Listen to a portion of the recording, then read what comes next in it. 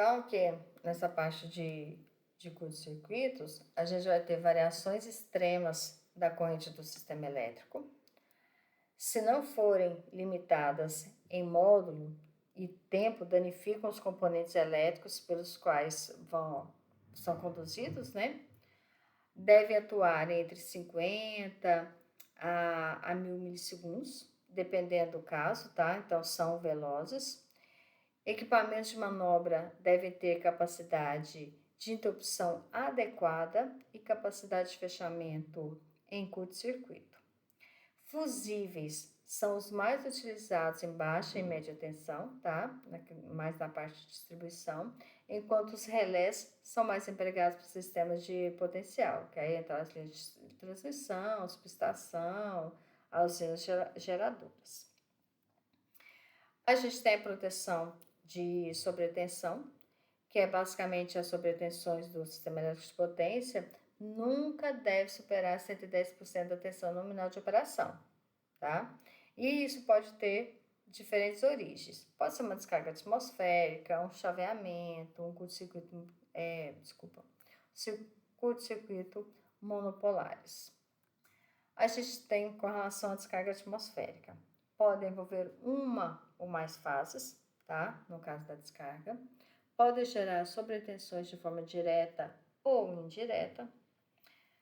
A gente tem as redes de distribuição, que são mais afetadas devido ao baixo grau de isolamento. E para evitar as descargas diretas, são usadas blindagens, como cabos guarda ou para-raios de haste instalados nas estruturas das subestações, por exemplo.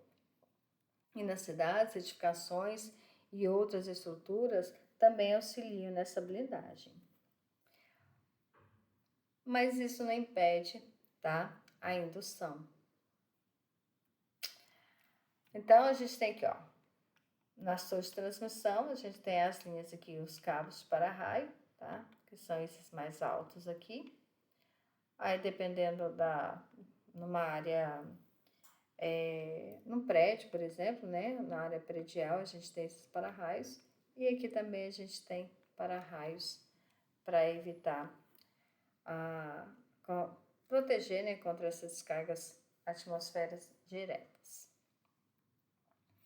Ainda falando sobre as descargas atmosféricas, devido à capacitância naturais dentro do sistema, descargas próximas à rede elétrica podem induzir grandes sobretensões. As sobretensões induzidas, elas são mais comuns que as diretas. Então, são protegidas ali com o uso de para-raios de linha e supressores de surto, como centelhadores, varistores e de outros N. Para ondas com tempo longo de decaimento, há os relés de sobretensão.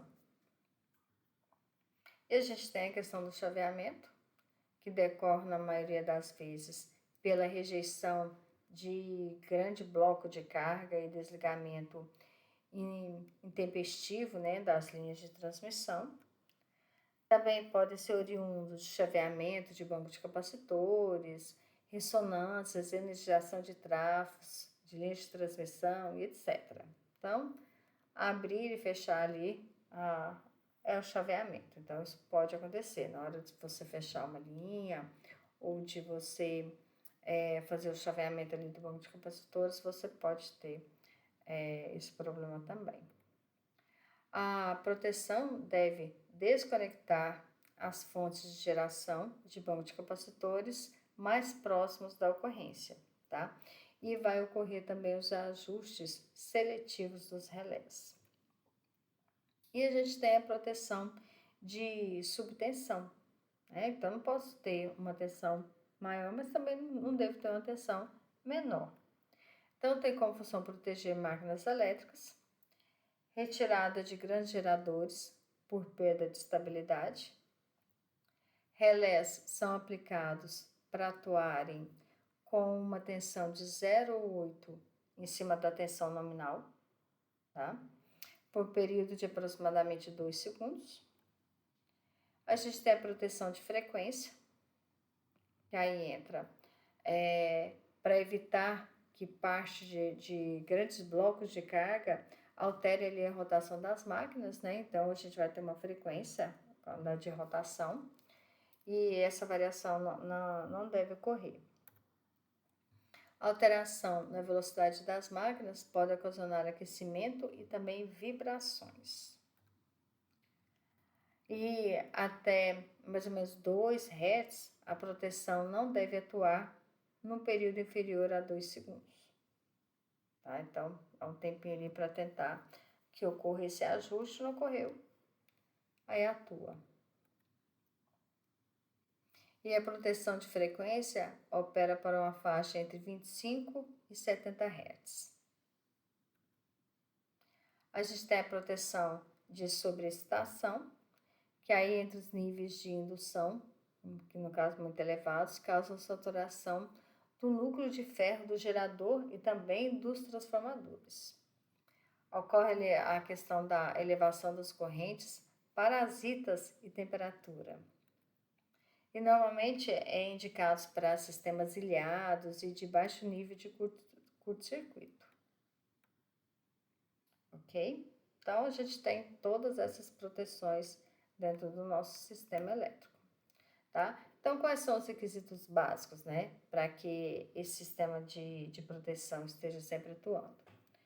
Eles se fundem ali às exigências operativas, né, do seu principal componente, que é o relé, e dessa forma a gente tem a sensibilidade, seletividade, velocidade, confiabilidade, disponibilidade e segurança, que são termos comumente usados para descrever os requisitos de ambos, tá? Então, todo esse sistema de proteção, ele tem que ser sensível para detectar todas as falhas, tem que ter a parte da seletividade, o que ele vai estar avaliando, a velocidade que vai atuar, se dependendo do que tem, vai atuar mais rápido ou mais devagar. Então, aí por isso que entra aquele sistema escada que faz toda aquela análise ali.